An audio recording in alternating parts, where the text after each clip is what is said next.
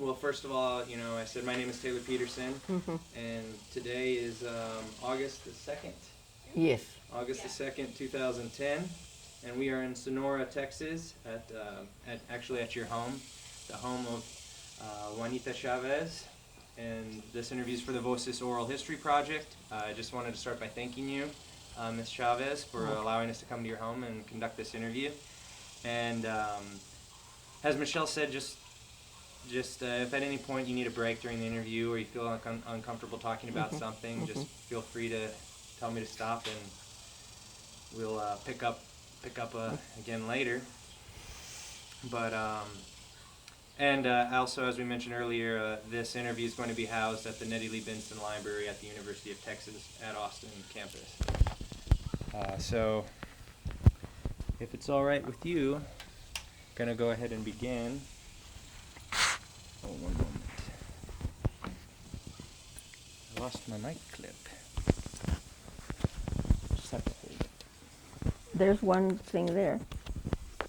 Yeah. I'm looking for the clip. Let me see. Maybe it's in here.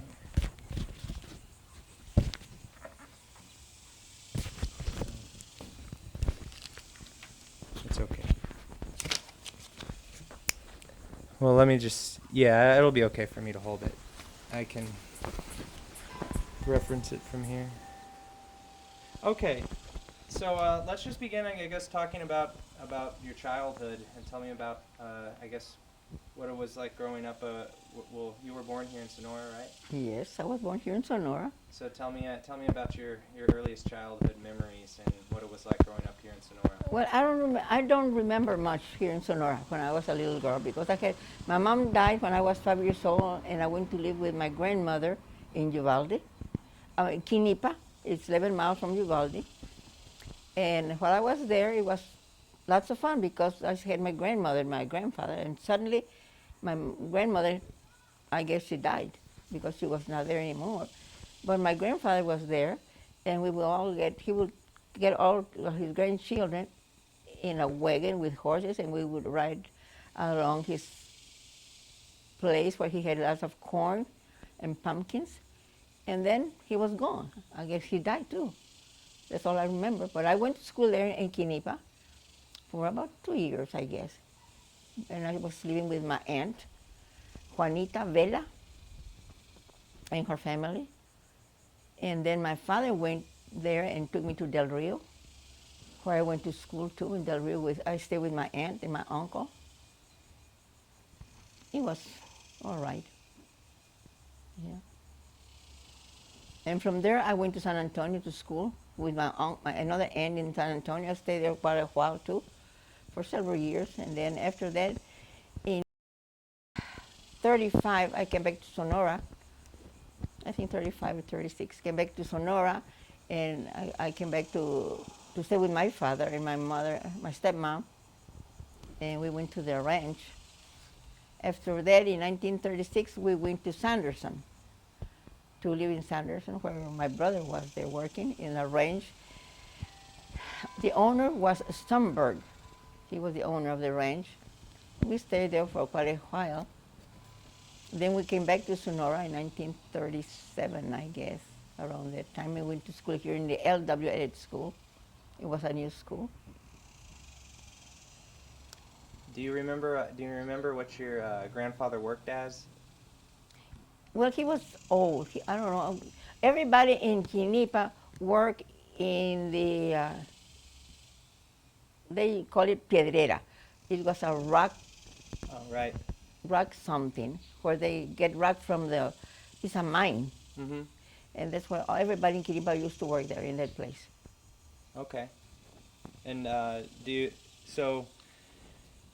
you remember what your father was working at That place too.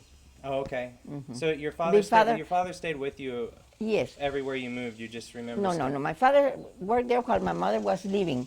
Okay. After that, he came to Sonora. No, they went to San Antonio, and about so many years ago, my aunt, where I was living in San Antonio, showed me the house where they used to live, a beautiful house. Then they came over here to Sonora That's where they started living here, and that's where she died, here in Sonora, in 1929.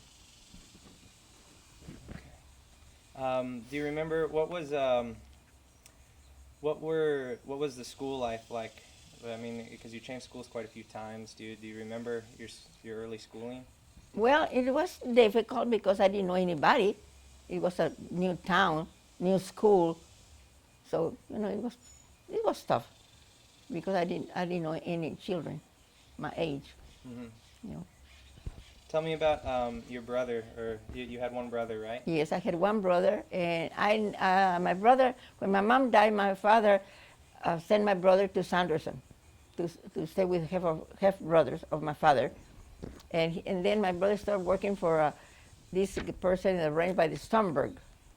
He worked there, and when I came to San Antonio, my father had married my stepmom in 1936, and I didn't know my brother. So we went to Sanderson, and that's where I met my brother again. Okay. He was a young man by that time. So you don't have too many memories of you and your brother together when you No, were younger? no. Because when I got married, he was over there in Sanderson. I got married here in Sonora, and then he was in Sanderson. He came over here, and then he got married. And after that,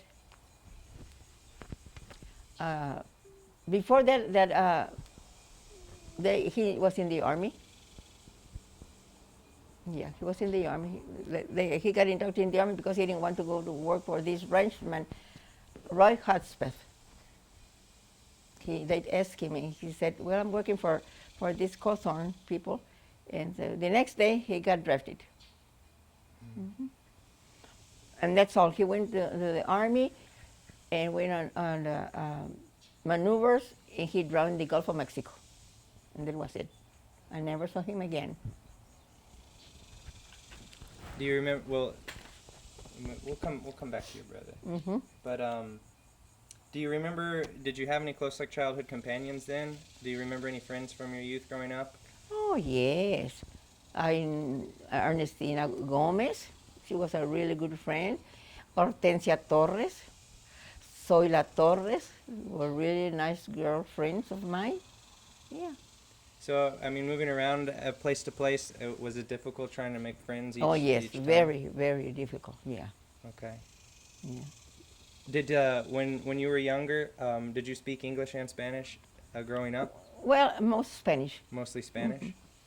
So did you notice? I guess moving from place to place, like was language ever a barrier? Or did wherever you were living was Spanish always pretty much spoken? Well, Spanish, yes. But when I was in San Antonio, this uncle of mine would buy two newspapers, one in Spanish and one in English. He went to church, and when we came back, he had the two, the Prensa and the San Antonio Light. And after 1 o'clock, he would come to his daughter's house, and he would say, here is the newspaper. I already read it, and I'll ask you some questions. So you read it. So we had to read the newspaper in Spanish and in English, the La Prensa and the San Antonio Light. Okay, so you learned English then from your uncle? Yes. Mm-hmm. Okay. In school, did you? What language did you speak primarily in school? English. English. Mm-hmm. So I bet how old were you? I guess when you were in San Antonio with your uncle when you were learning. Well, I guess I was around 8. 8 years old. Maybe around 8. Okay. Mm-hmm. Do you have any particular memories? I guess from your school times. Any favorite teachers or anything like that you remember? No, I don't remember. No, don't remember. We were oppressed here in Sonora. So you see, we were in school, and the teachers, they kept to themselves, and we kept to ourselves. And if we wanted to drink some water, our faucet was on this side, and their faucet was on the other side. So it was separate faucets to drink water. Yeah. And in the restroom, they had their restroom, and they was locked. So going to school was kind of a difficult experience. Oh, yes, very bad experience. Mm-hmm. Did you notice that like a divide? Was it difficult with your other classmates too? I Oh guess. yeah, or- everybody was treated the same. Okay. Oh yeah. And, did you notice that ever changing as you went through school, or was it always like that until you left school? It was like that all the time, all the time. And Everything changed after the war. after the war? Yes. What about, so you went, just to recap, I guess, you went to school in Sonora, San Antonio, and I went to some school in Quinipa, Canipa? Del Rio, San Antonio, here in Sonora, in Sanderson, and here in Sonora. Okay. Yes. In Sanderson, I went to school, and then I went to a private school to learn Spanish, read and write Spanish. 50 cents a month. To where was the private school at? At a home. Oh, at a home? Uh-huh. These girls were But- from Mexico. They were Mexican teachers in Mexico, and they came to the United States, and they had a school in their house What city was this in, though? in Sanderson. Oh, in Sanderson? Yes. Okay. How old were you? I was around then? small, but I remember. Yeah. I cannot tell you how old I was, but I remember. And my stepmom would pay 50 cents a month. A month. Yeah, we were several kids. And the teacher was named Lola. Was that an enjoyable experience to be, or was it also? It was difficult? all right because they speak Spanish. Right. They were teaching us in Spanish.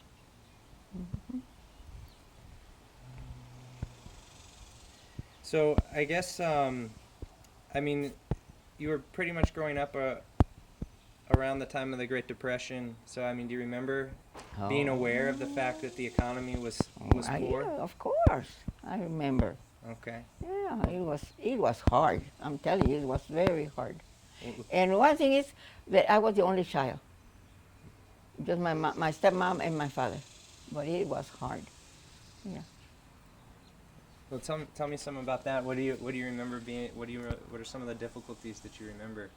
I guess having to deal with during the Depression. Just make.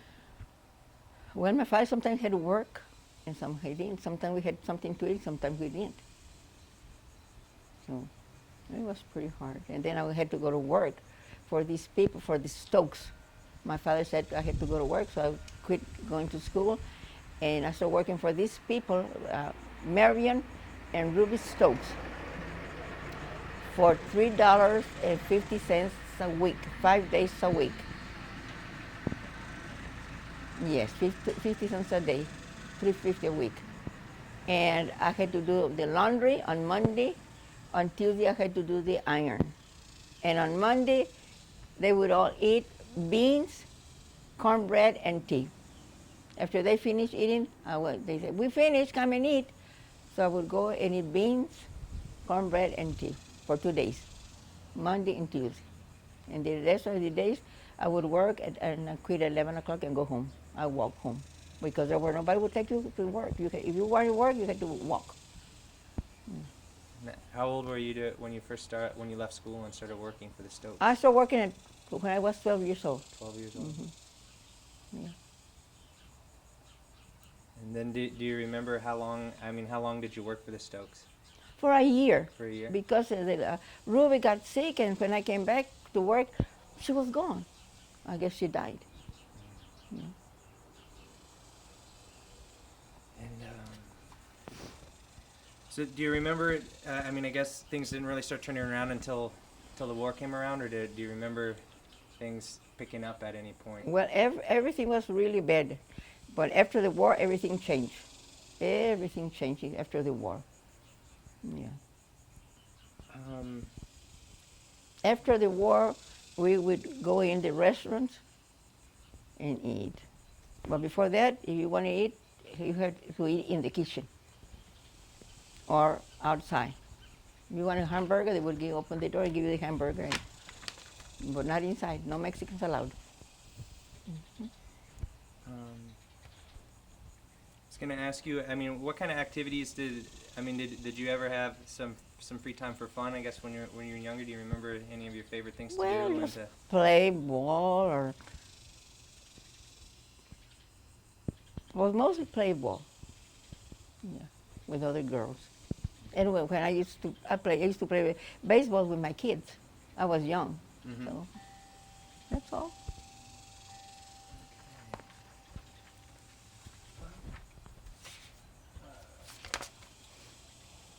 Let's talk. What else? So I guess when you were in school, I'm going to talk a little bit more about your schooling. I know we've touched on it, but I mean, when you were in school, were your schools segregated? I mean, was it only Latinos at your schools? All Latinos. Okay. Yep. We had a little red school, red house. It's not from here. Where my brother used to go, and I used to go to. Everybody used to go to that little school. And then they made Elliott School, L.W. Elliott, and we all went there. All the people went there. All the kids went to L.W. And we had, I think, until they graduated from the Elliott School. So it went grades like 1 through 12. Yes. Okay. Do you remember about how many people were when you're in your class? I mean, how many students attended the school? There were plenty of them. I cannot tell you how many, but there were a lot of kids. Okay.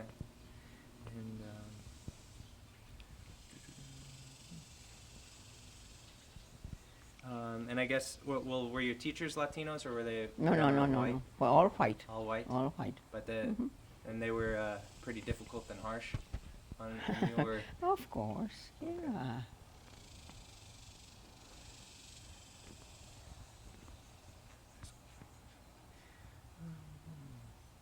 And then I guess when you turned 12, so that's when you started working. Yes. You didn't go back to school after. No. Afterwards, okay. So was that the 6th grade or 7th grade? Do you remember what grade? It was, well, I didn't have nobody to help me. Right. To study, so it was pretty hard. That's why I worked for many, many years so my kids would go to school and go to college. Yeah.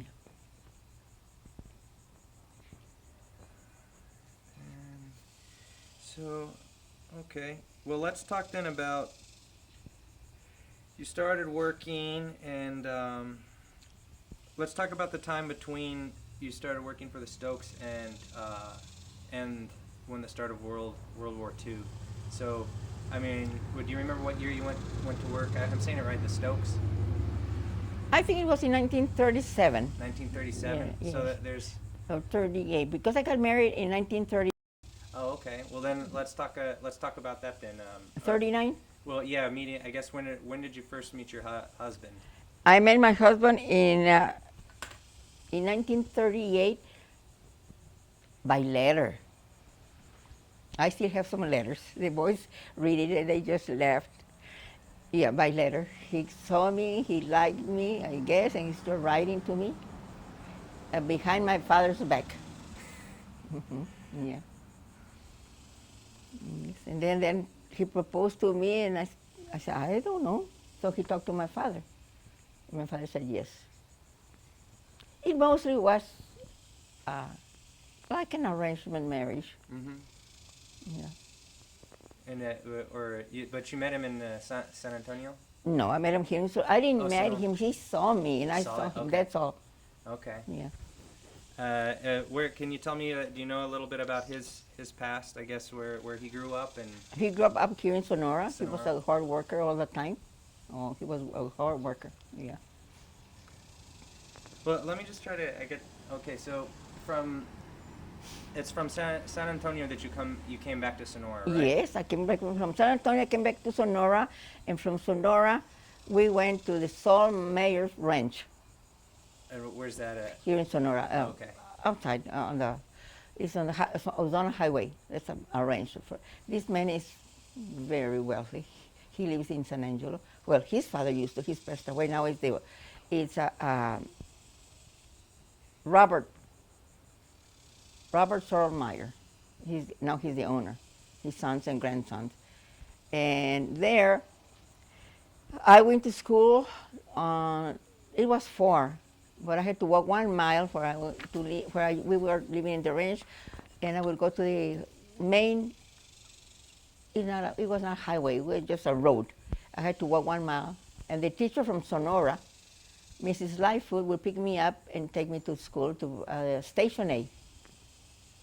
And I went to school with all white girls and boys. Hmm. Yeah. So what year was this then? About I guess it was 19, I don't remember.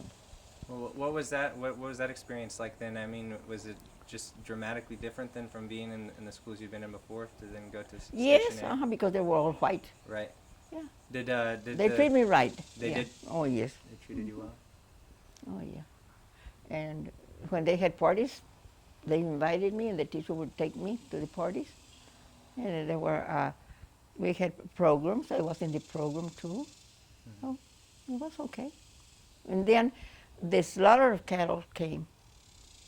I guess you heard that. The slaughter of cattle that the government sent to all ranchers to kill all goats and sheep and cattle. Mm-hmm.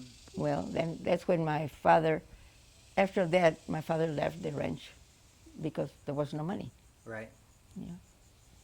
But we packed a lot of meat, dry meat. Mm-hmm. My mom had a lot of meat, salted, put the meat and put it thin, steaks, and put a lot of salt and pepper and hang it on the line so to dry. Right. And then after it was dry, put it in boxes, tie them up, and we had a lot of meat for the next, I don't know how many months later. Wow. Yeah, and we came to Sonora.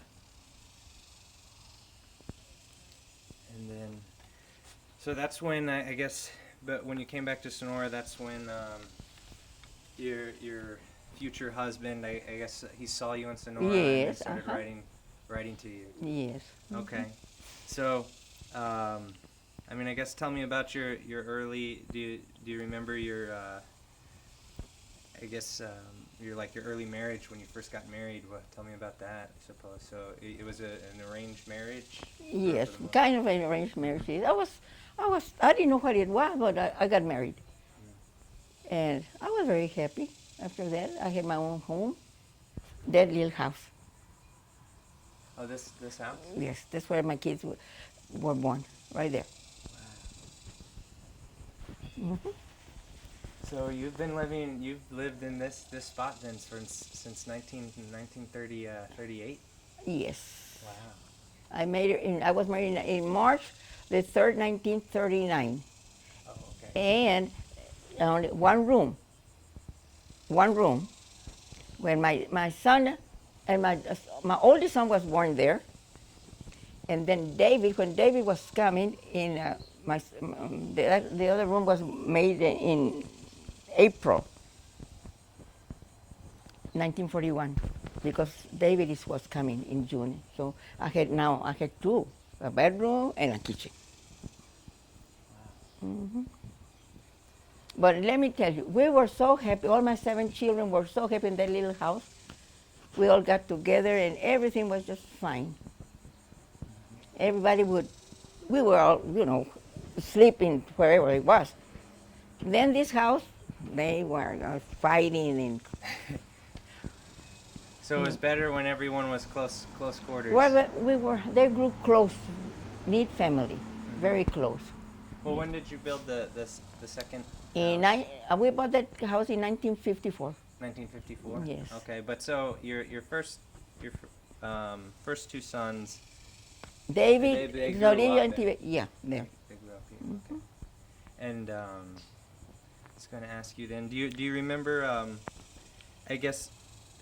So David was born in 1941, right? Yes. Right before the war. Do you remember? What? Well, let me tell you this. Okay. This lady was from Uvalde, and she came to Sonora. She was living behind my house in a rent house. And there was a comet. I didn't know what a comet was. And I sat down on the side of the house, and I said to her, look at those beautiful stars with a long tail. I was young. And she said, are you crazy? I said, why? That comet means war. I didn't know nothing about it. Sure enough, it broke war in 1941. Wow, that's pretty. Yeah, but she was an old lady, Mm-hmm. so she knew, or she knew from somebody, I guess. And she said that was the sign of a war, the comet. It was a beautiful star with long tail, and that's what she said. That was in 1941. So when the war broke out, do you remember? Tell me about like what kind of changes that you started seeing around I guess the home front. I mean, Well, when the war started, all the people were gone, the boys. There were no young boys that were gone. My two brothers-in-law, they were twins. They were drafted. And they got hurt at the same time, both of them. One, his nose was shattered, and the other was his leg was shattered. Severo, leg was shattered. And Gilbert, his face. But they did a good job, but still he still lives in San Angelo. It's kind of crooked. mm-hmm. And Severo, he limps now from his leg. And these were your brothers? Brothers-in-law. Okay. Yeah, they went to war. I think one or both went to Germany or Japan. Who were they married to? Your what? They're they were my husband's brothers. Oh, your husband's brothers. That's Yes. right. Okay. Mhm. Okay. And then Mike went to the Korean War. That's another brother of my husband. Yeah. And then your brother served during World War II though as well, right? Yes, my brother Augustine. Yes, he went to maneuvers, and he died in the Gulf of Mexico. He drowned there because there was a big storm, and they had those small boats, and the storm turned them over, and he hit in a sand hill or something in the sea. Okay. Yeah. So He was the only one that died. A lot of them died. yes, many. That was in 1943, in around March of 1993. I mean, 43. Do you remember? I guess. Do you remember like supporting the war? What you did to support the war effort around home? I mean, I guess you were raising your children. Yes, so I was my children. I didn't work then. Okay. I didn't work. It was my husband worked. And when I went to visit my husband one time at the Hotel McDonald, Miss McDonald, the owner, she said, Juanita, are you working? I said, no. Why? I don't know. Well, you should know. You should start working. Because what if Chico dies? That's my husband. She couldn't pronounce Toribio. And she said, you should work. Because both people has to work, because what if one dies and you're going to be with your your hands tied up, that you don't know what to do. And that was true. Yeah. So did you start working then, or? Well, I didn't work until my husband got sick. I had Toribio, David. I had two children. I was pregnant with Augustine, the third one. And he went sheep shearing. Mm-hmm. And then they brought him over to me, the captain of the sheep shearing. And he said, I said, what's wrong? He's very sick. He was black, purple. And then the priest, Father Carol, came by. He said, what's wrong, Juanita? He's very sick. I don't know what to do. He needs, Dr. Howell came over and he said, well, his appendix burst. So Father Carol said, I'll take him to San Angelo, to St. John's Hospital. He stayed in the St. John Hospital for 19 days. That was in May. Dr. Howell's wife had her child on the 19th of May, and Gus was born on the 23rd of May. The Dr. Hall came from San Angelo straight to my house where Gus was being born. But my husband came back 19 days after my son was born. Yeah, I'm telling you, this was pretty hard, very, very hard. So from then on, he came, and my sister-in-law, Nellie, was working, and she said, let's go to work. So from then on, I worked and worked. I worked in that place for 14 years But where in Sonora Courts, Oh, so- cleaning rooms, coming back, coming make lunch for the kids. But my mom used to take care of my kids. And my husband's grandfather. Yeah, I was married for 7 years, and then I started working, and I have never stopped since then. Yes. And the other day they called me from where I work, and she said, what are you doing, Michelle? I said, I need to work. I need to work. And the lady said, well, I'll try to find something for you. Yeah. I work for the Concho Valley from San Angelo. Yeah. So I'm glad I work. And then after the Sonora Courts closed up, they sold, and the people there died, I started working for the Thorpe's Laundry. I had my kids at home. I worked 40 years there in the laundry, day after day, for 40 years. And then everything went down, so they closed up the laundry, and I stayed home. Yeah. So But I like to work a lot. I like to work. That way I could have money for my children. Mm-hmm. So I guess, but this was after the war though, then that you first started work, 7 years, 30 married in 38. So you started working around 1945 then? Yes, around there. Okay, Mhm. so Well, to tell you the truth, I was pregnant from Dennis. Oh, okay. Yeah, I was working at Sonora Courts, and Nellie, my sister-in-law, and I also working for the lady too, the owner of the Sonora Courts. And she had one niece and one nephew with her. They belonged to her brother. And then I took two of my kids. She said, Juanita, bring the kids and bathe them together, so that way you don't have to, take one and the other. I put them, the four in the bathtub, and I washed them up, bathe them. Yeah, but I had to work. I had to clean her house. And and those people, I'm telling you, they were special people. They never said a bad word about nothing, or my kids. The husband and wife and her two children, her nieces and nephews would sit, and all my kids and myself would eat there, all together. The Rex Dolnig was his name. He was a German guy. He used to have a lot of land in Crystal City. Yeah, he was a wealthy man.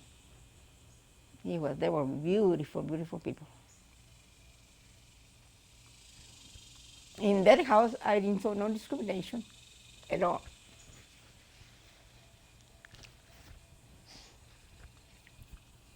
You want to Yeah. get some water? It's okay. And my children always think about them because they were treated as their own children. And that lady, Dorothy, helped me buy this house because I had a heart attack, and the doctor said that I was worried about something. And she said, "What's wrong, Juanita? What's wrong?" I said, "Dorothy, I worry because I have my kids and I don't have enough room." And she said, "Well, look for a house, and I'll go send you a note." And she did. And I bought this house. And that time it cost me a lot of money. With a lot, $3,000. So then I was happy because my children were, had enough room. But the thing is that she got sick and she died. But that's the only person, and my kids know, that we did no discrimination. Maybe because she was from San Antonio or he was from South Texas. I don't know. And she was living with this, after her husband died, she was living with this guy by the name of Jesse Barton. And he had a small acres, or he had a little small ranch.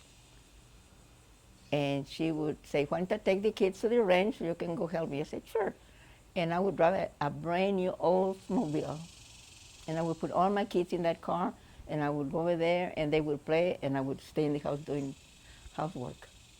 Yeah. I would come home around 11, 12 o'clock at night until I finished, and the kids were all asleep in the car. Yeah, that was good times because of my kids. They were treated good.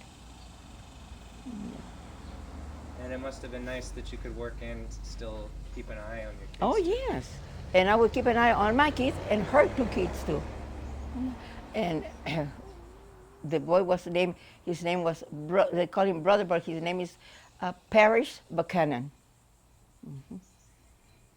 And the little girl was Beverly Buchanan. Yes. But that lady was a special, very special. And one time Rex said, do you want to make some money? I said, sure. How?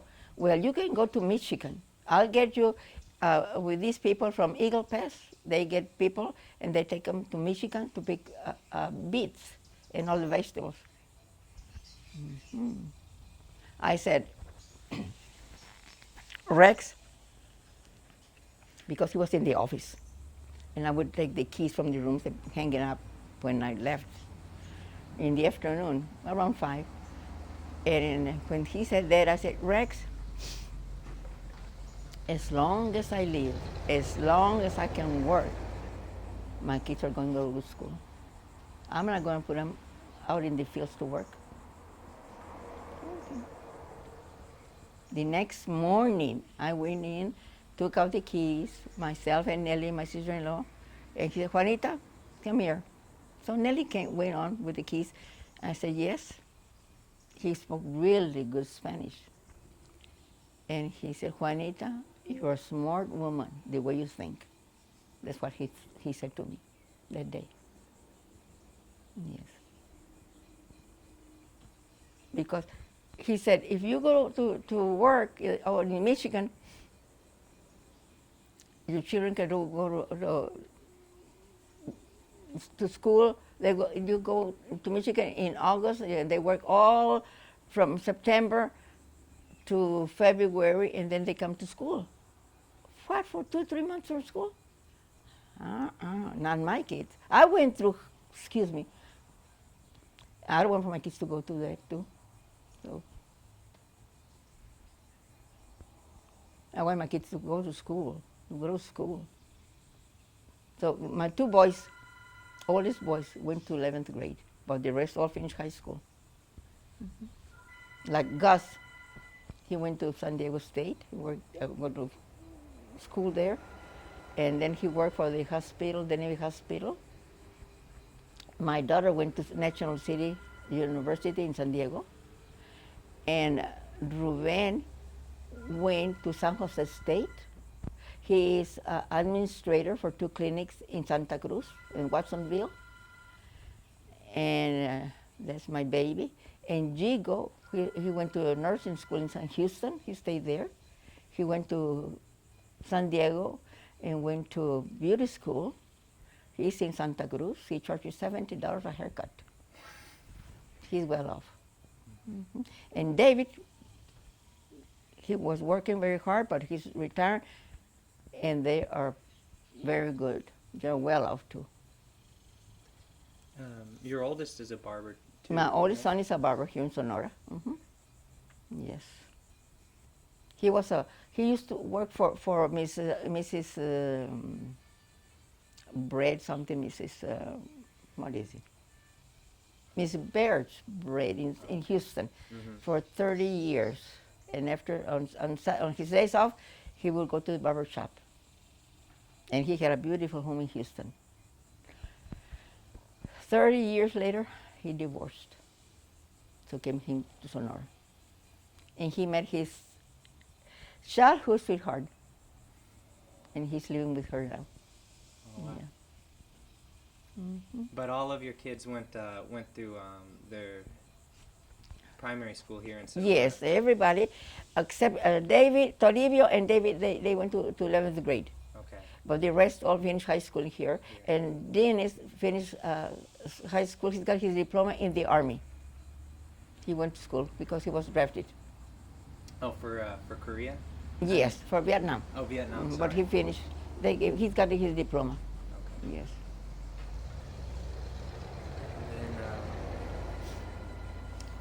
And It's okay. Let it ring. then tell me, I guess, what you started noticing after the war ended, like the types of changes you started seeing coming, because I mean, when the troops came home from World War II, did you notice a big shift and change in the attitudes? Oh, yes. Lots of them. Okay, so let's talk about that for a little bit. Well, everything was terrible here in Sonora. Everybody knows. But when the war was over, the kids came, everything started to change, especially in restaurants, in the drugstore. The places that you were not admitted, they start letting people in. It was a big change. Yes. It changed differently. And your husband, he worked as the waiter at the Hotel McDonald's. Yes. All, pretty much his whole He career, worked there right? for 17 years, Okay. and then he left for California. That was it. He worked there, and he went to California, and he came back and got the same job again. Okay. Yes, until the hotel got closed. Yeah. Because I was just, well, I mean, so he was working as a waiter basically Yes, at a place where they wouldn't serve. No or he wouldn't Mexicans. even be served. No, Right? no Mexicans. Mm-mm. Okay. Just white people. Do you remember him ever commenting on that or having thoughts or feelings on that, like what it was like to work at a place where he wouldn't even have been accepted as a? We were used to that oppression. Mhm. You see, we were used to, because I would go to the drugstore. I knocked, and they would tell me, "What do you want?" I said, "A prescription medicine." I'd say, "Okay." I stay outside and pay the medicine. They give me the medicine. I pay the money. My kids would like the ice cream cone, so I would go there and knock on the door and say, "Okay, what is it?" They want my ice cream. What flavor? So strawberry or vanilla or whatever. They hand it out to us, and we pay the money. In one time, Maxine Ellingston, she had a son, Joe Michael. And he went outside with David, my son. My David is just the same color as you in your hair. Exactly. He's beautiful. My son is so beautiful. And so my oldest son is handsome too. He's big and fat, but he's my son. And the little boy started crying. And Maxine came out and said, "What's wrong? Mike, what's wrong? What happened?" He was just crying. I said, "Well, he wants to give my son a nickel, and I don't want for him to accept it." And she said, "Well, if he's giving him that nickel, just accept it." Because we couldn't, touch nothing, because it was against the law. But then after the war, everything changed. Everything changed. Yeah. In school, everything. Yeah. Because, well, it was in 50s or 60s, 70s. It was still, discrimination. But this guy over here, my neighbor, his name is Noe Chavez. Handsome, tall, slender, quarterback in football. And this girl got in love with him, millionaire. Yep. Her name is Janet Johnson, but she's a Myers girl. Not a Mayer, no, Myers. Her mother belonged to the William Myers. They're millionaires. So they eloped. And I'm telling you, it was a big commotion. A big one. But they were smart because they thought that these guys had gone to Vicuña, to Mexico, but they went to California where Gus is living. They went straight to Gus, my son. Mm-hmm. Was Gus friends with Noe? Noe got married with this girl, Okay, with this rich girl. right. Yeah, and they had 2 children. And they got married, every town, every people in Sonora, white people were upset up against what they had done. And they were looking for him like, I don't know how, like a dog, just with rifles and everything. What year was this? Well, he's 62 now. So he had finished high school. So I couldn't tell you. But I know he was in high school. He finished high school. It must have been the late 60s. Yeah, I think so. Yep. You know, there's pretty hard things happen here. Because of discrimination, that's all. So you think, though, that the reason that things started changing here in Sonora and improving at least was because of the efforts of the troops when they returned? Yes, everything, because the kids from here learn new things out of Sonora. Mm-hmm. It's not the same here as in other places. Everywhere is different. So they learned that was it different. Everybody is the same except the color, because you eat the way I eat. You bathe the way that I bathe, and you dress the way I dress. So what's the difference? Just the color of the skin? You tell me. Oh, there isn't a difference. You know. Just because you're white? Right. I have a daughters-in-law. I have white daughters-in-law. And they're really sweet to me. Just to tell you this a while ago, you see, when Friday they left, they stayed here for 2 weeks. She's a beautiful girl. She was a teacher and she retired this summer. Yeah, and she has 2 boys, 1 boy and 1 girl, and they love my son a lot. Yeah, and the marvelous granddaughter. And you want to talk to me, Emma? No, I want to talk to Papa, to my son. Yeah, it's a big difference now. Big difference. Tell me a little bit, why did your husband go to California, or how long was he in California? Well, he went to California.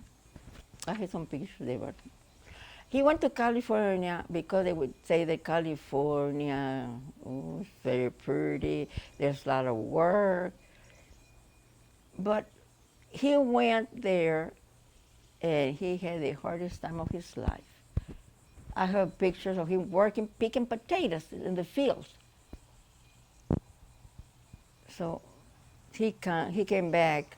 He told me after we were married, long years after, that he was so disillusioned because he thought it was going to be different. It was worse than here. Yeah. So working in the fields, it was horrible. So he didn't stay then in California? No, he didn't stay. No, until he got enough money to come back. Okay. Or he started sharing sheep on the way, coming to Sonora. So around what year was it that he went to California?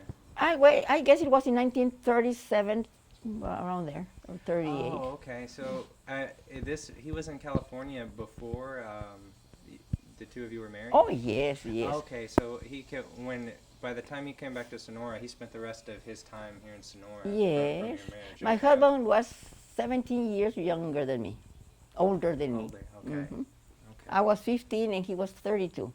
So as long as you were married to him, he worked at the Hotel McDonald? He worked at the Hotel McDonald, and then he worked for the golf restaurant. After that, he went to work for the high school maintenance there. Yeah. Okay. And then... and after that, he retired. He was 77, I think. Okay. So do you have... So what made your... Because you had several of your children are in California now, and then All of them. All of them are in California? Except my oldest son, that he's a barber here in Sonora. What took them to California? Just... Well, you see, Augustine went to the Navy, Gus went to the Navy, and he came back for my daughter's graduation.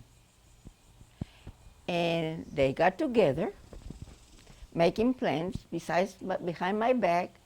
And he said, "Mom, I'm going to take Ellie with me. I'm going to take her. I'm going to give her her vacation, her graduation gift as a vacation." But they already had, talked about it, and so he took her over there to California. And after that, she went to school in San Diego, the National something University. I don't know what's the name of it. And then Gigo was in Houston. He was working in the hospital as a nurse, and he called her, and she said, "Well, come over here to San Diego." So he went. He had finished high school. He went.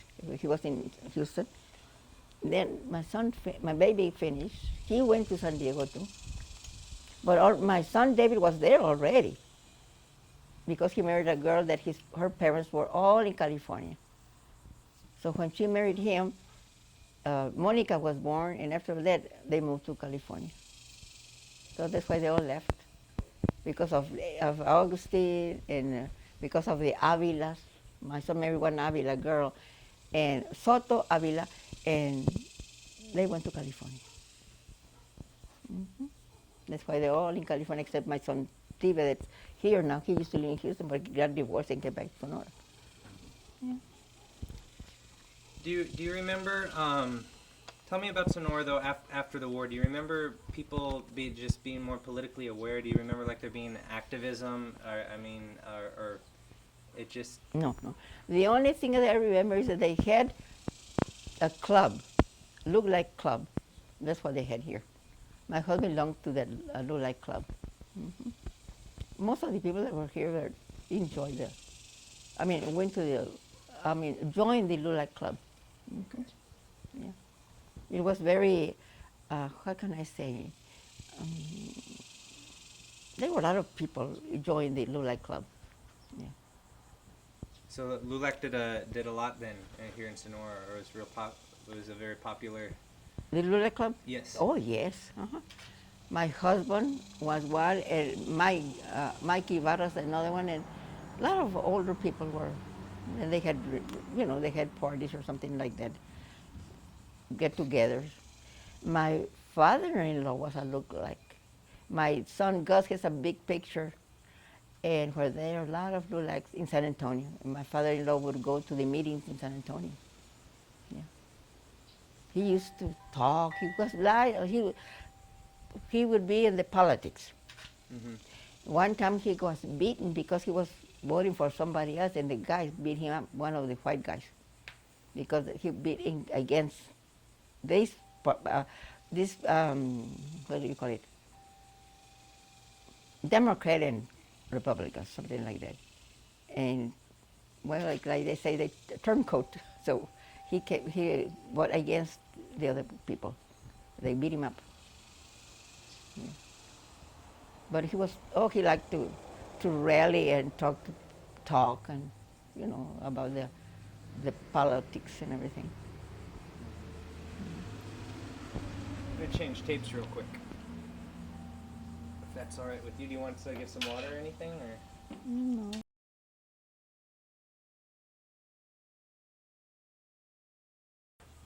So let's then talk a bit just about living in Sonora today and what your experience are at present. It's been a lot of dramatic changes since World War II. But what are some of the things you still see here that you'd like to see changed, or have things completely improved here? How do you feel about living here today? Well, it has improved a lot, and I would like to have it, to be more, to have, how can I put it together? Let me see.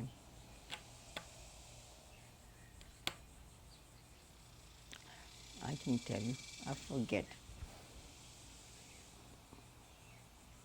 It has changed a lot. It has changed, and it should change more. Yeah. Because the thing has changed for quite a few years now is that all the kids go swimming. They didn't go swimming. They couldn't go to a swimming pool. My kids never went to a swimming pool. Now everybody goes. So. And everybody's living where they want to live. They have the money and they buy their homes wherever they want to live. As long as you have the money, you can live wherever you want to. Not before that. Not the year before. So, I guess that's all I can tell you. I can express myself in Spanish. Well, that's fine. Because a lot of our viewers bilingual, so I mean, if you're more comfortable speaking about things in Spanish, feel free. Well, because I'm starting to forget things. That's why. Right? Yeah. I don't know. So. No, I'll keep on going in English. Well, When I cannot tell you in English, I'll tell you in Spanish. okay, that sounds good. I understand Spanish all right. So if you do? Yeah. Well, my goodness, why didn't you tell me? I don't speak it very well. And I understand it okay. But so it doesn't bother me though to have you speak in Spanish. So just don't feel obligated to speak English. Okay, I didn't know that. But let me see. So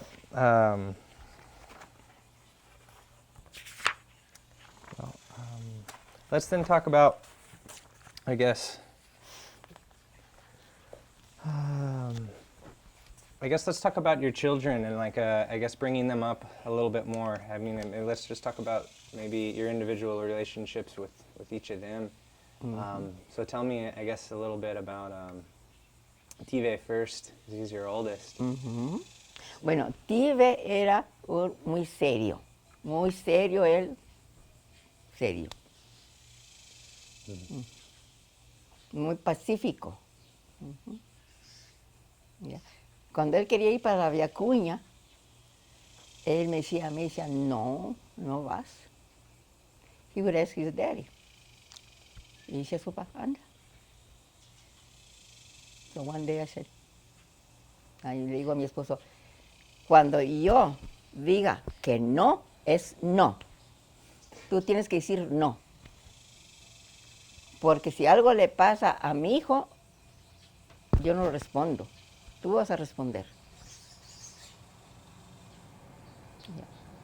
Yo fui muy estricta con ellos, muy estricta, porque eran 6 hombres. Era muy difícil para mí, para hacerlos entender que no fueran a dar un mal paso, porque tenían diferentes caracteres. ¿Ves? Así es que mi esposo tenía que decir, cuando yo decía no, era no. Cuando él decía no, era no. Así es que así fueron las reglas. Ahora, it hurts me because I was very strict with them. It hurts me now. Pero ellos me dicen, estuvo bien hecho el trabajo que hiciste, porque éramos puros hombres. You were right, Mom, being strict, because we were all boys. Yeah. And it hurts me because I was mean. I was strict. I shouldn't have been. Pero mi esposa decía, if they come out bad, it's because of you. So I had no choice. But it seems like all your kids came out well, so it's good that you Oh, were strict. yes. And Let me tell you this. My kids never went to jail. Never. I told them, if you go to jail, you're going to rot. I'm not going to pay for the fine so other people can eat breakfast, a good breakfast, and how about us over here? That's the truth. So, that's the way it was. And you and your husband, were you good? You all were a pretty good team, I guess, raising your kids? Well, he was more, más noble, él.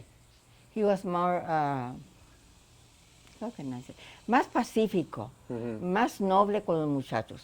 And that's why Tive took more, I guess, to your husband. You think Yes, right? muy pacífico. Dennis too is very pacíficos. Ellos, mi esposo no.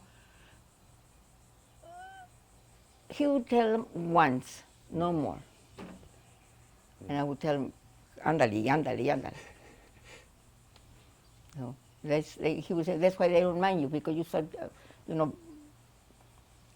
saying things. Yeah. Pero mis hijos fueron buenos, mis hijos, porque yo fui muy estricta con ellos. Mucho, mucho estricta, muy estricta. By the time my kids were out of this house, that house had to be clean in the morning. I would get up early in the morning and make breakfast. I mean, breakfast. Not just cereal, no, breakfast. I get up early in the morning, make tortillas, and make everything for them to eat. And they would leave for school, and I would wash the dishes. Lunchtime would come, but supper, they had to clean the house. They had to do the laundry. They had to iron. Yeah. It was not because I wanted for them to do it for me. No. I wanted for them to do it so they could learn. Because by the time they would be grown up, around 15, 16, or if they would go out in the world, what would they do if they didn't know how to cook or do their laundry? Nobody's going to give you nothing for free. So, así es que ellos se enseñaron a hacer todo, todo, todo, todo. But I feel bad now because I made them learn, and now they are good cooks for their wives. So they're good house cleaners. They do everything. Yeah. So I was very strict, as you have been. But I was taught like that, I guess. And then next is David, right? Yes, David. Okay. So tell me. David was a spoiled guy. He was spoiled brat. And my husband would say, I would tell my husband, look at David, he's telling me this, saying this. Well, you're to blame, you're having spoiled. He's very spoiled. That's the way you have him. No. So David took to you, which, I mean, if a lot. Yeah. Okay. Everything, just like that. Everything, just like when I was young, I would do everything in a hurry, always in a hurry. And he got a daughter, his name is Debbie, and he told me once, Mom, Debbie is just like you. She does everything in a hurry, everything, just very quick. Yeah. But David he's beautiful. My son is so beautiful. He's got a good heart. Yeah. And who's next? Is Gus? Or Gus too, yeah. Gus is the third? Or- Yeah, Gus is the third. Okay. Toribida Bien Agustin, yeah. He would come, in the morning he would eat breakfast, or at lunch or at supper time, we would eat all together. We all sat together. They all sat together, and I was standing by the sink. All the time, I never sit down. I stood by the sink just watching to see who needs something, the spoon or more food or whatever. I was just there. After they ate, I sit down because I wanted for them to have everything on the table. Gus, everything everything he finished, he knew he had to wash the dishes. He knew it, and he didn't like it, so he would go to the bathroom. And the boy would say, well, Gus is in the bathroom, he's not going to come out and wash the dishes. So he didn't come. But they were all good boys. They all respected, and they were good to me. But they had their chores to do. They all get along well with one another? Yes. Because how far apart are your It's a kids? shame. Just a couple years? Well, TV was born in 1939, Mm-hmm. and David was born in 1941. So that's a year and 6 months. Mm-hmm. And Gus was born in 1943. I guess David was nearly 2 years, I guess. And then Dennis was born in 1945. That's 2 years, a year and 6 months. And Danny was going to be 3 years. He was 2 years and 6 months when my daughter was born. That was a long time. Yeah. And then my daughter was born in 1948. And Jico was born in 1949. I nearly got pregnant after the child was born. And then my baby was born in 1951. Yeah. I had 3 with diapers and 3 with bottles. That was a job. Yeah. Yeah, but when they started growing, my daughter never washed, never ironed, never cleaned house. The boys did that for her. The only she did was baking for them. Bake cookies, cake, whatever they wanted, she would bake. Whatever they wanted to eat, she would cook. But she didn't do no laundry or no ironing, no cleaning. Mm-hmm. And all your children are good cooks, you were saying, Oh, right? yeah. Mm-hmm. My baby used to work for this restaurant in San Diego. I think it's the name of Carmela's Restaurant. And he said he wanted a job, and he went there, and they asked him. He asked them to help out in the kitchen. They said, "¿Sabes cocinar?" Sí. He didn't know nothing.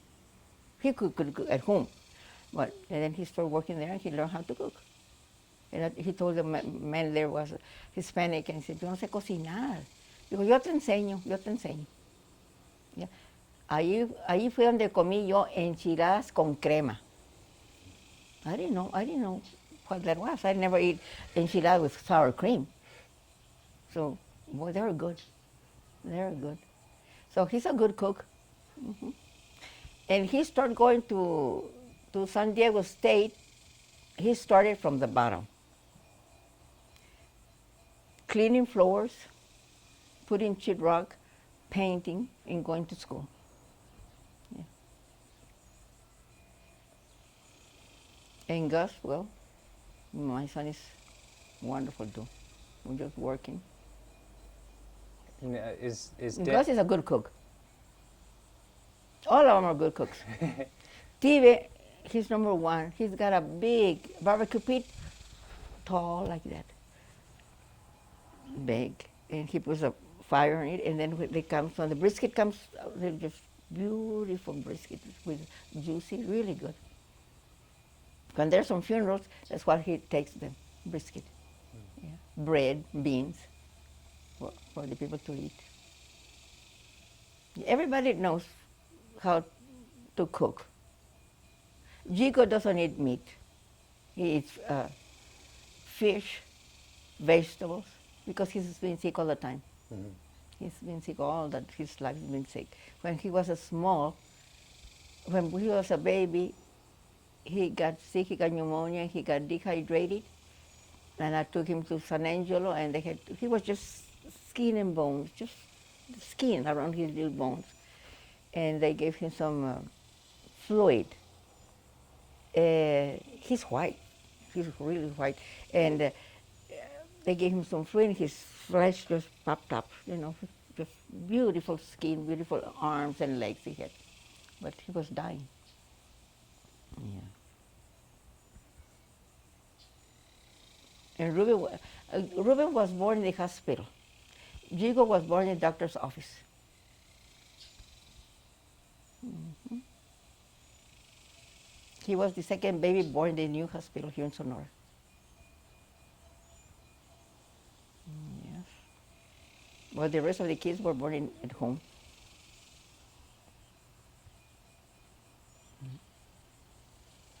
Was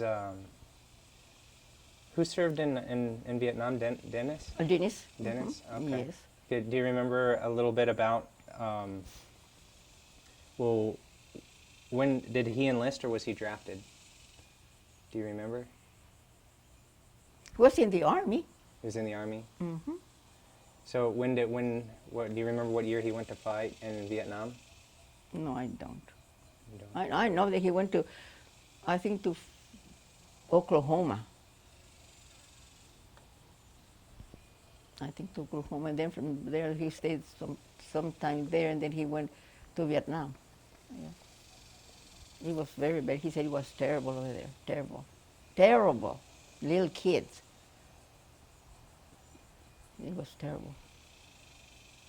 And you know, from being in a small town, close-minded, be nowhere, just here in Sonora, and then you go out in another world.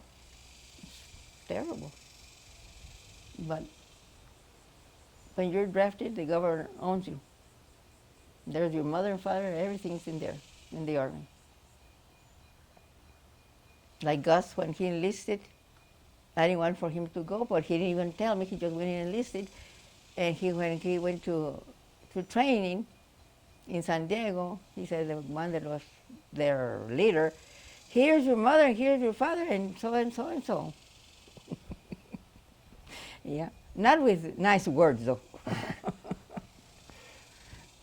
And David, my son David, enlisted too in Abilene, but he didn't tell me. So he went. He came back. He didn't pass. I said, I got mad. I said, you know what? I'm going to call the draft people to come and get you. And you don't go. He said, I'm not going. I was very cold all the time in the barracks. It was too cold. And he started cussing. I said, well, you have to go because I'm going to send you. Because he didn't tell me he was going to join the army. Boy, he didn't like it. Yeah. But that's all I can tell you about my Rey David. Yeah. Did you worry when I guess did Gus serve in Vietnam or in Korea? Oh yes. No, Gus he didn't go. Oh, okay. He stayed just in San Diego. Oh, okay. Yeah. No, Dennis is the one that went to Vietnam. Okay. Oh, sure I was worried. Sure. I have many children, but I love them the same as the first one, the second one. Mm-hmm. Yeah.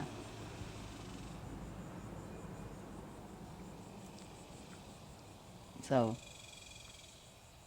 you know, for the mother, when something happened to 6, 7, 8 children, just like they take a piece of your skin.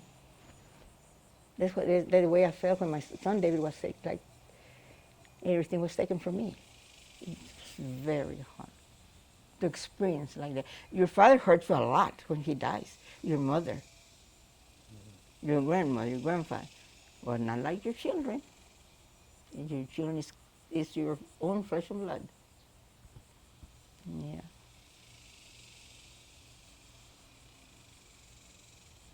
Like for now that my baby left, I didn't want for him to live, but everybody has to live their own life. Their own lives. They stay here, and then they have to go to their home where they live and live their own lives. But when they come, I want for them to live. Do you have any brothers? I have 2 sisters, no brothers. No brothers. Uh-huh. How about you? One brother and one sister. Oh. Mm-hmm. Yeah. That's good. Did Dennis write to you a lot from Vietnam? No, not very often. No. Mm-mm. The gentleman I talked to last night said he tried to write, but everything would always get wet because of the monsoon. It was very bad over there. Very bad. You cannot. My son said that you couldn't trust nobody. Nobody. No little kids or nobody. You couldn't trust them. It was really bad. As I say, they're here, well, close-minded because there's no place here to go. And then you go somewhere else, in the land that you don't know. And go to fight when you never used to do that. Because we never had a rifle here or a pistol or a gun or nothing. And then when you go there, it's very hard for them.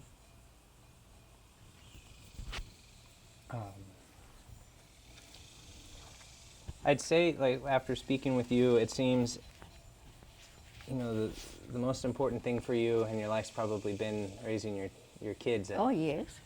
So, and you've made a point of talking about how important education was for Yes. them. So, I was just going to ask you if, could you just explain a little bit about, like, what education, I guess, means to you, or why it was so important to Well, let your it was. children have It's it? very important for me, education, because you can read. You read what's going on, what's happening around the world, and that way you can express yourself. If you call on jury duty, no matter what you know what they're telling you. If I go to jury duty, I don't know, because I didn't finish school. I know some things, but not like my kids, they're like Gus. I always used to tell them, go to school. Because the teachers don't care if you learn or not, because they already know. You have to learn. Try to learn as much as possible. Try to learn about history. Try to learn everything you can get in your mind. Just learn, go to school and learn. So, I'm glad they did. Yeah. It's very important because I think, maybe I'm wrong, but I think if I had my mom that had urged me to go to school, I wouldn't be the person I'm right now. Because I wanted to learn, I wanted to read. I get a book now. I used to get a book. I used to read a lot, and I would concentrate and remember. Because my husband brought me the books to read. And I love to read. If I was praying all the time, I would write down and read. But now I read, by the time I finish one page, my mind is blank. I don't know if I read it or not. But I urge my kids to learn to read, to write, and to live a better life than the one I lived. Yeah. The more you know, and it's better for you. That way you can express yourself. And nobody's going to take you away your inteligencia. Nobody. Because if you know how to read and write and speak, that's all you need to live. Of course you have to work, but if you don't have your education, you're learning. Even if you don't go to school, just learn. I mean, if you don't graduate or go to college, just learn how to read and write and express yourself. You can defend yourself with that. Maybe I'm wrong. I don't know. But for me, education is the first thing. It was the first thing for my children. Like I would say, I don't have no shoes. My feet hurt a lot. But my kids need more things than I did. So, I don't have these, but my kids needed more than I did. So I didn't mind working. My daughter would call from California and say, Mom, how are you doing? I said, my feet hurt a lot. Because the shoes are not good anymore. I said, buy one. I said, I can't buy any shoes. Why? Because Ruben is in school. He needs more things in school than I do. Like TV, when he went to school, barber school in San Antonio, that would cost a lot of money in those times. And I had all my kids in school. So I had to pay $350 for his barber school, besides the rent and the food. So what do you think? $27.50 a week with 6 children at home? in school. So I had to work. It didn't bother me. I was young. It didn't bother me. But still, I still remember how hard I worked, and my husband too. Because for food, they had food. They had a lot of food to eat. Not enough clothing, but still they had clothing to wear. I had a washboard. I had a tina. I had 3 tubs, 3 tinas, un lavadero. In the evening, I would come and for washing for my kids. So, and then they would iron their clothes. I would wash and they would iron their clothes. So it was pretty hard living, but I don't regret it, not one bit, because my children we were very, very poor, very poor. What poor is. But now I know what poor is. I know that I have money. I know my kids are really good. They're doing very well. They have beautiful homes. Some of them have, like Ruben, has got a beautiful home in Watsonville. Gus has a nice home with a swimming pool, 2-story house, paid off. My daughter has a house. So they're all doing very well. They work for it. So they don't, well, maybe they drink, I really don't, but I don't think so because my husband didn't drink. They're doing well, and I'm proud of them, but I work my tail off to have them be like they are. Yeah. But I'm rich now, thank God. You know why?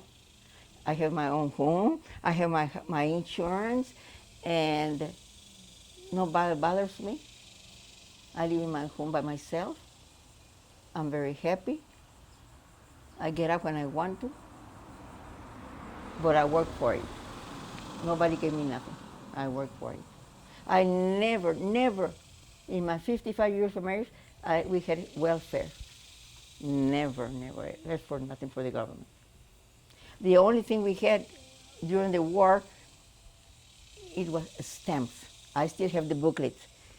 1 stamp for shoes, 1 stamp for coffee, 1 stamp for lard. Then we had to use the stamps. Every month they would give a booklet for me, for my husband, for my kids. 1 stamp for shoes, a stamp for sugar, a stamp for coffee, for lard. Mm-hmm. Yeah. But we had the stamp for shoes, we don't have the money to buy the shoes. So it was very hard, I'm telling you, those days. But now I'm rich, thank God. That I'm living by myself. I eat when I want to. I cannot eat meat like I used to. Made me sick. Heart trouble. So I had 2 stents put in my heart, 1 last year and 1 2 years ago. But that doesn't bother me. No. I'm very happy with myself. I love myself a lot. So I guess that's the way it should be. So, and it would be wonderful if my husband was living, together. We were together here, fighting each other for any little thing. He would get mad at me. Quit, sit down. Don't, you're blocking the TV. Okay. But I guess he had to go. tell me about you. You were married 55 years. Tell me that story about being married 55 years. 55 years, good and bad. Very good because we had a good life. Bad because we were poor. We couldn't give our kids what they wanted, but still we gave them what we could. And they started living. And then we started living by ourselves. But it was very good marriage, very good. He was a quiet person. He never argued. He never said a bad word, but he couldn't say so because I was the one that could do the bad word, talking. So he was a good cook, very good cook. My friend that passed away, his wife, Rosa Galindo, is going to be 100 in September. We used to go to San Angelo, and by the time we come back, there was about a pot of stew, really good stew that I never learned how to make it, and very delicious biscuits he would make, very good biscuits. We come from San Angelo, we would eat and have a good time. We always were happy, yeah, all the time. And before that, no matter how mad we were, we would kiss each when we went to bed. Now that was makeup, yeah. In the morning we would get up, I would get up and make coffee, and he would get up whatever he wanted to, just like that, nothing happened. Because everybody argues, all marriages argue for just put it on the wrong side of the spoon, that's all. Like my husband, he would sit down at the table, I would serve him everything. He would sit down and I would make the eggs, toast, tortillas, chile, and I put them on the table, and he would be. And my daughter said, what do you want, Dad? What is it, Daddy? I need a spoon. And she said, well, there's the cabinet, just open it, turn around. No, your mother always put everything on the table. He was used to that. Then I put everything on the table. But sometimes I would forget. So, but we had a very good marriage, thank God, a real good one, because he never got drunk.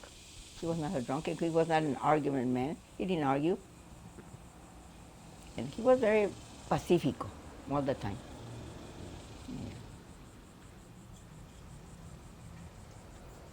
Yes. So we had a good 55 years marriage. And when he was in the hospital, he had leukemia. And I had to take him every other day to get transfusion. And then he had to stay in the hospital. And my niece that lives in New Orleans, she's a registered nurse, she called her mom and said, tell Tia Juanita that pretty soon Uncle TV, he will not be able to receive the transfusion because his veins are going to close up, shut up, and the needle wouldn't go in. So that's what happened to him. Yeah.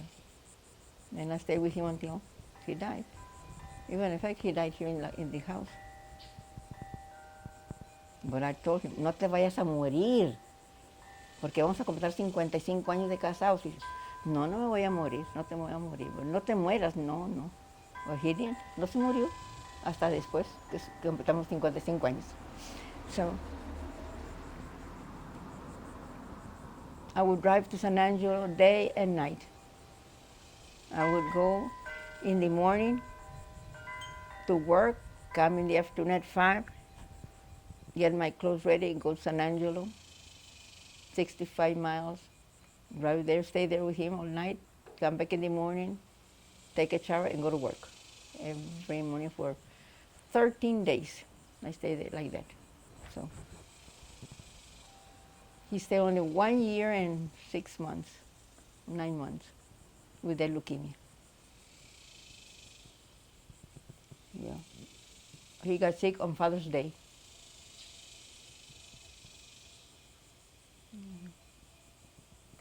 But David, I called David. I called David, but he's working. I called Esther, answered the phone. I said, Esther, please tell David his father passed away. She was very upset. And she called him. He came from work. And I arrived here. But before that, my son Gus came. And the doctor told him, my husband said, how many days, how many years, how many months am I going to live without blood? And the doctor said, 3 months or 6 months. I said, okay. So we came home, and I told him, let's go fix the funeral home. Let's go to the funeral home and fix everything. So Jack made the arrangements and everything, and he said, well, you go to the bank and get a note. Get somebody to go sign the note to pay for the funeral. That was years ago. And so how much is it? He said $6,000. Okay. So we went to the bank and make it to the FO something, funeral home something. And I told Gus, make a check. So he made the check for the amount of the funeral. And we went back and paid him. We went back to San Angelo. And then my husband was ready to come home because he was going to live from 3 to 6 months. And he was looking at the pasture and he was looking at the cows and he said, look, everything's so green. It's getting green now, it's beautiful. I said, yeah. And he would pause a little while. I said, what's wrong? Nothing. That was on a Wednesday. And when he came, he sat down and he lied. And then at night we went to bed. The next morning he said, I said, would you like some beans? I have some soup. You want some soup? He said, yes. And God started making soup. And the only thing he said, God, take me.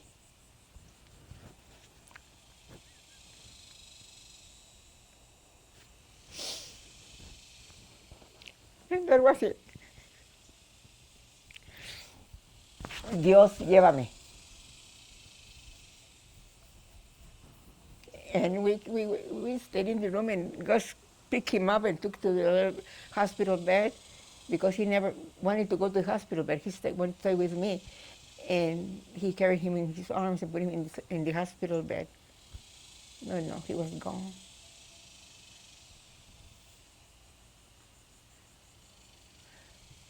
And after that, the burial was over. The kids left, but Gus stayed. So I said, Gus, let's go to the funeral home. What for? I said, well, let's go. So we went. Hi, Mom, what do you want to go over there for? I said, I'm telling you, let's go. So we went, and I talked to Jack, and I said, Jack, I want to pay for my funeral. I want to know how much it will be. Okay.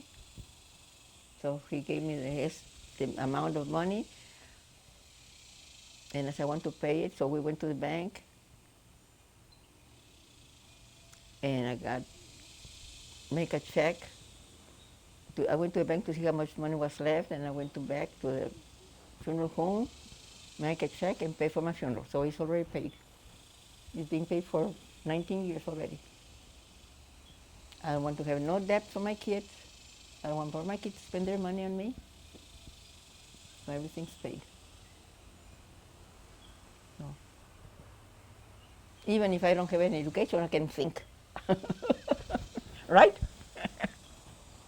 No estoy ignorante, no puedo explicarme, pero hago lo que tengo que hacer. Yeah.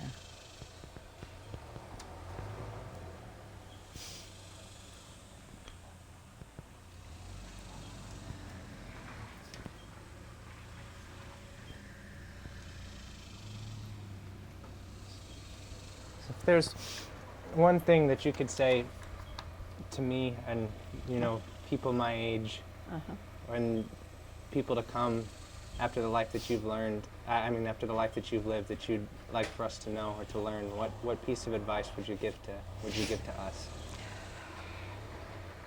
Bueno, ser respetuoso para que te respeten, vivir tu vida lo mejor que puedas, ten tu dinero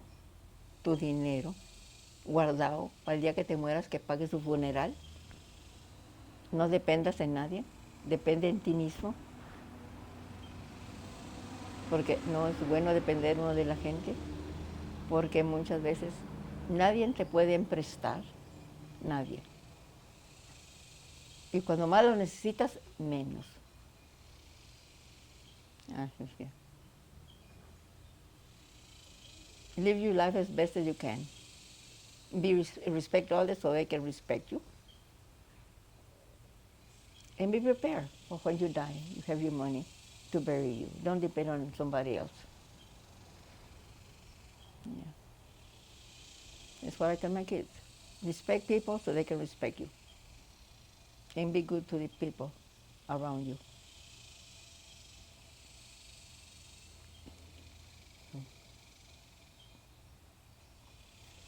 Because Marlo, my daughter-in-law, that we went to San Angelo together, she was surprised that these people live way over there. They saw me at the HEB store.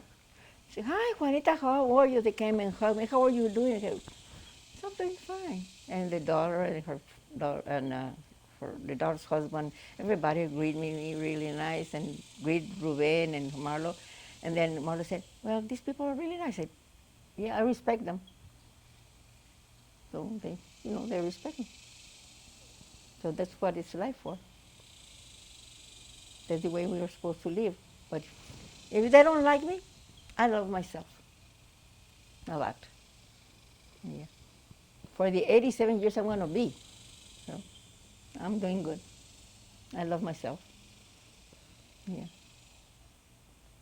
But I'm going to tell you one thing. When people come over here, they don't go hungry. I'm ready to make some food, whatever I have. Chile, tortillas, blanquillos, chorizo, whatever. Yeah. And of course, goat.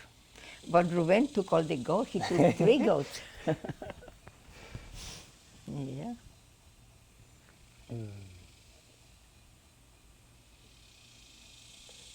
Pues sí, señor. Es muy, ¿cómo te diré? Es ay, es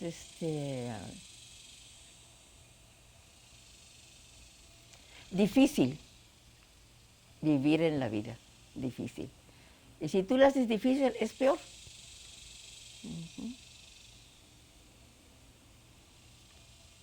Just come as the day come by.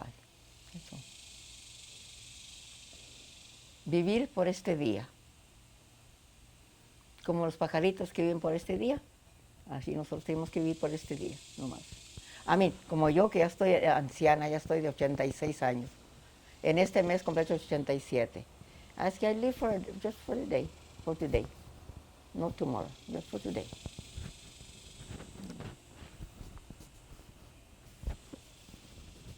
You've got many days ahead. Well, you see, it's very hard to live more than you have to. It's very hard. Because in the first place, you can't walk like you used to. You get tired. You forget. Your ears are not helping you as before. You wake up at 3 o'clock in the morning like I do, I get up and drink coffee. I go to bed. Then my son comes at 7:30. And I'm sleepy. But I want for him to be here with me at least 30 minutes every day. So I wanted to be old when I was working because I was tired of working. Now I don't want to be old anymore.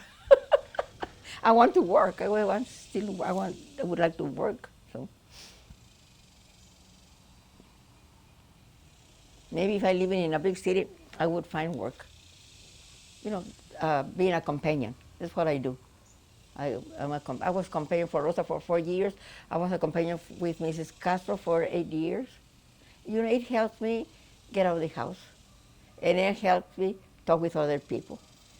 Yeah, I learn more from other people too. Because we can learn every day new things.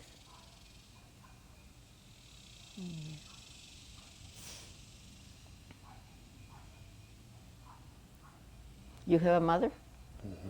A father? Mm-hmm. Good. How old are they? My mother is, she's 58, and my father is 52. No, 54. Mm-hmm. 54. Oh, they're young. Yeah, they're young. Well, Taylor, I know what is to live very, very poor. And I know how to live middle class. Yeah. Because you don't have to show that you have money. You don't have to show nobody nothing. You live like I'm living right now. If you learn how to save, you save. If you don't, too bad. But I'm happy the way I am.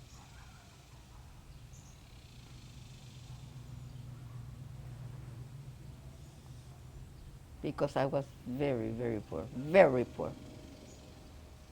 Me and my family, my children, my husband. But I was rich with my kids.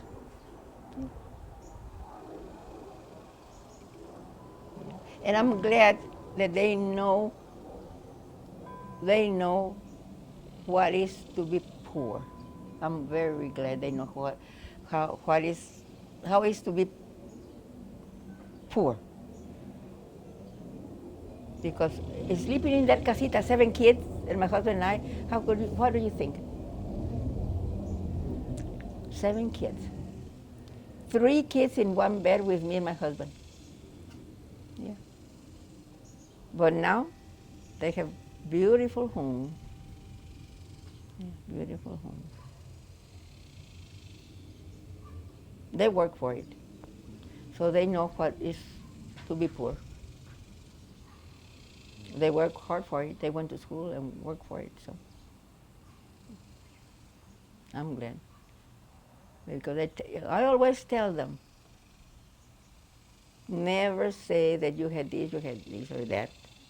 Remember from where you came from. Just remember where you came from. And don't be ashamed of it. Yeah.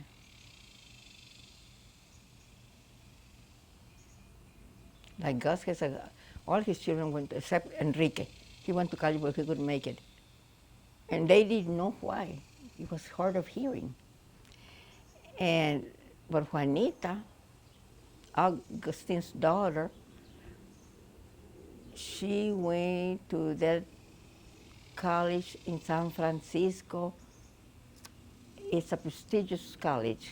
It's a very high college. I don't know what the name of it. If you can tell me. Berkeley? Berkeley. Mm-hmm. Yeah, that's where she graduated from Berkeley. Wow. Yeah, she has a very good job. She works in a bank for London something insurance in the bank. Yeah, and Tino went to school in Santa Barbara. He's in Austin right now, working in Austin. Emiliano is in Santa Barbara. And I think this is his last year, but he's going to go to medical school to become a dentist. Yeah. And Enrique didn't just went 1 year, but he could make it. Because Henry is a teacher. She was a teacher for 32 years, August's wife. But she got very bad arthritis. That what's it called this? The limbs get swollen up. What? Rheumatoid. Rheumatoid. And she had two hip replacements because the socket wore off from her leg. And she went to school too. God went to school in San Diego too. So they all come from poor families, poor families like us. So they know what is poor, and now they're doing better. But first, go to school. That's the main thing. Nobody, while you wear jeans all torn up, whatever, just go to school. Yeah.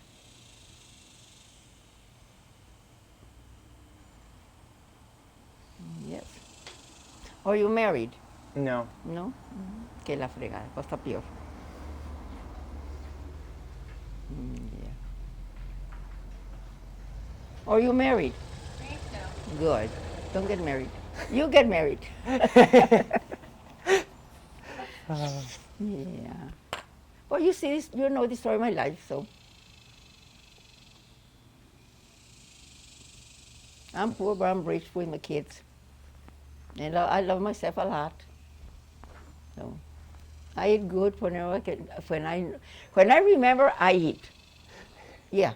My son calls me, Mama, TV calls me and says, did you eat? I said, I don't remember. But sometimes I forget to eat. And sometimes I eat more than once, I guess. Yeah. Do you still cook a lot? When my kids are here, yes. Okay. My daughter-in-law, Marlo, she said she wanted to know how to make chile con queso. Mm-hmm. So I knew how to make chili con queso, but I forgot. So I called my daughter-in-law, the one that she learned here from me how to cook when she got married with David. I called her, I said, Esther, how do you make chili con queso? She said, I said, I forgot. Yeah, this little girl forgot to make chili con queso. And she started laughing. She said, well, you taught me to do this way. Get some onions, saute the onions until they're clear. Then put the chili sauce in the onion and don't boil it, just let it simmer a little while. And then put the cheese in the chili sauce and just stir just a little bit at very low flame until it melts away. Put the salt and taste it if it's good, and that's all. Boy, it came really good. Really good chili con queso. Yeah. And Ruben was telling me they went to eat out in Lockhart. You know where Lockhart is? Yeah. To a restaurant, and they make the best chili con queso there in Lockhart. Yeah. Where do you live? Austin? You live in Austin? Mm-hmm. Oh, okay. My son has a friend there. His name is Herman Perez. He married a white girl. Her father was a dentist. And they have 2 boys and 1 girl. They're all grown up. But they love each other like brothers. They love each other a lot. So they went over there and stayed there, and they went to this restaurant in Lockhart, and they had chili con queso. Mm-hmm. It was very good. Yeah. And Ruben has a guy here by the name of Erasmo Lumbreras. They used to go to school together, and they used to do things together. Erasmo and Ruben and El Güero, his name is, I don't remember what his name is, but he's a maniego. They all got together. This Erasmo, he was just telling me the other day, he was here, that Erasmo, when he comes, he hugs him and kisses him and cries. Erasmo. They went hunting one time. And Erasmo, he was the only son and all daughters, all sisters, about 5 sisters and 1 boy. And his mother loved him a lot. So they bought him whatever he wanted, and his father too. So they bought him a shotgun. And then Erasmo started pointing the shotgun at Ruben. And Ruben said, no, don't do that. It doesn't have no bullets. Said, don't do that, Erasmo. Don't do that. Erasmo keep on and on and on. So he turned the rifle on the other side to shoot at a can, and there was a stuck bullet. And he cried. Ruben said that he cried and went and hugged him and kissed him, and he cried and cried. And he said, what if I had killed you? He got very scared. Since then on, he loves him as a brother. When he comes, he just comes and he hugs him and carries him, because Ruben is very slim. Slim like a toothpick. And Erasmo is chunky. And he has a restaurant. He said, Ruben, you go over there and eat, you and Marlo. And every time he comes, he goes over there and he just hugs him a lot. He cries because he remembers that time. What if I had killed you? Yeah. So, voice or voice. Yeah.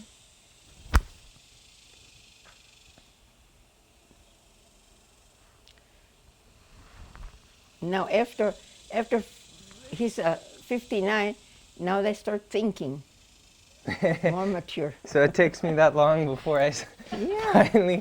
finally come around, huh? Yeah. Oh man. Let me running out of tape.